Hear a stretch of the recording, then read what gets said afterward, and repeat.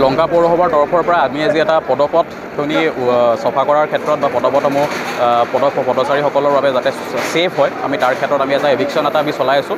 আমি মেইনলি এভিকশ্যনটো চলাই আছোঁ আজি পিয়লি মাৰ্কেট মাছ বজাৰ বা যিখিনি আমাৰ কমাৰ্চিয়েল এৰিয়া আছে লংকা বজাৰৰ অন্তৰ্গত সেইখিনিত আমি এভিকশ্যনটো চলাইছোঁ।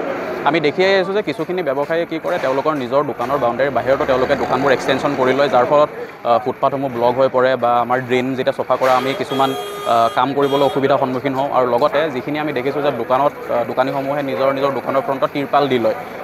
সেইটোৰ কাৰণে কি হৈছে বৰষুণৰ সময়ত বাইকেদি অহা যোৱা কৰা মানুহখিনি বা টু হুইলাৰেদি অহা যোৱা কৰা মানুহখিনিৰ ওপৰত পানী পৰে বা আমি যদি জুই লাগে বা তেনেকুৱা ধৰণৰ কিবা এটা যদি ইমাৰ্জেঞ্চি হয় তেতিয়াহ'লে আমি এই যিখিনি গাড়ী আছে বা যিখিনি সহায় আছে এইখিনি হয়তো পাবলৈ অক্ষম হ'ব। এইখিনি গোটেইখিনি কথাই আমি আজি খেয়াল ৰাখি পেলাই লংকা পৌৰসভাৰ তৰফৰ পৰা আমি উচ্ছেদ অভিযানটো চলাইছোঁ।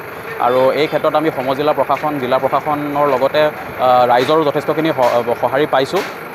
আৰু লগতে এটা কথা ক'ব খোজোঁ যে এই উচ্ছেদ অভিযানটো এতিয়া অকল এককালীন কথা নহয়, আমি এইটো নিয়মীয়া ভিত্তিত কৰি যাম। আৰু যদি এই উচ্ছেদ অভিযানৰ পিছতো যিখিনি দোকানী আছে বা যিখিনি ব্যৱসায়ী আছে তেওঁলোকে যদি নীতি নিয়ম মানি নচলে তেতিয়াহ'লে হয়তো আমি তেওঁলোকৰ ট্ৰেড লাইচেঞ্চ বা অন্য নথি পত্ৰসমূহ নিলম্বন কৰি এক কঠোৰ পদক্ষেপ আমি লোৱাৰ ক্ষেত্ৰত আগবাঢ়ি যাম। জাননী দিয়া হৈছিলে চেম্বাৰ অফ কমাৰ্চৰ তৰফৰ পৰা আমি কেইবাদিন আগতেও জাননী দিছোঁ। আৰু লগতে যেতিয়া আমি এই উচ্ছেদৰ অভিযানৰ ক্ষেত্ৰত যিটো আমাৰ অফিচিয়েল অৰ্ডাৰ ওলাইছিলে সেই তাৰে কপিসমূহো আমি চেম্বাৰ অফ কমাৰ্চৰ থ্ৰুদি ব্যৱসায়ীখিনিৰ মাজত আমি তেওঁলোকক জনাইছিলোঁ যে এনেকৈ ধৰক এটা এভিকশ্যন হ'ব। কিন্তু আপোনালোকে দেখি পাইছে তেওঁলোকে কোনো ধৰণৰ অৰ্ডাৰ নামানে, সেইকাৰণে আমি আজি এনেকৈ কঠোৰ হৈ পেলাই তেওঁলোকৰ দোকান পোহৰ যিখিনি তেওঁলোকে এক্সটেণ্ড কৰিছিলে সেইখিনি আমি আজি ৰিমুভ কৰিবৰ কাৰণে চেষ্টা কৰিছোঁ।